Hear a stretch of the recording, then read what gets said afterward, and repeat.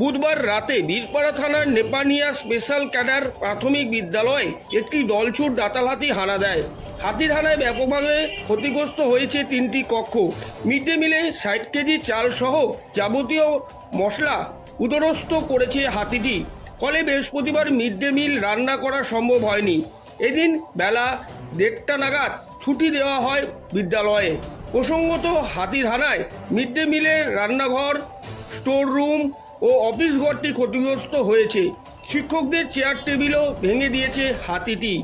বৃহস্পতিবার বেলা 1টা নাগাদ কি বললেন বিদ্যালয়ের ভারপ্রাপ্ত প্রধান শিক্ষক তরুণ কুমার পাল, শুনে নেওয়া যাক।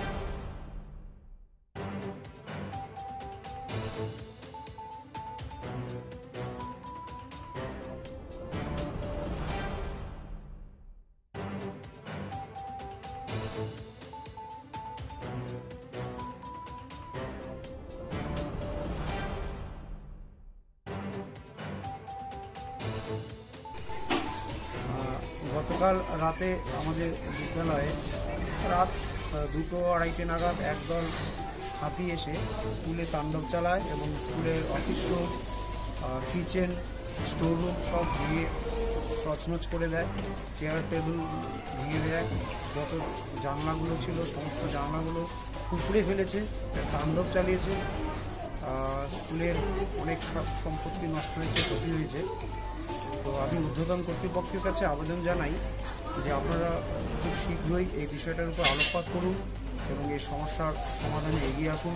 এবং সাথে সাথে আমি বন দপ্তরের কাছেও আবেদন জানাচ্ছি যে আপনারা এগিয়ে এসে আমাদের এই সমস্যার সমাধানে সাহায্য করুন, যাতে স্কুলের স্বাভাবিক পঠন পাঠন আমরা শুরু করতে পারি। মিড ডে মিলও আজ হচ্ছে না, কারণ কি স্কুলের কিচেন পুরো ভেঙে দিয়েছে। চাল 2 বড়া চাল ছিল, 2 বস্তা চালও সব দিয়ে ফেলেছে।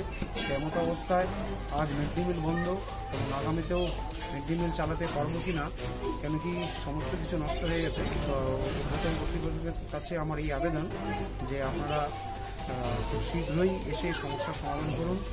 নমস্কার, আমি নেপানিয়া স্পেশাল ক্যাডার প্রাথমিক বিদ্যালয়ের ভারপ্রাপ্ত প্রধান শিক্ষক মহাশয়। আমার নাম তরুণ কুমার পাল। ধন্যবাদ।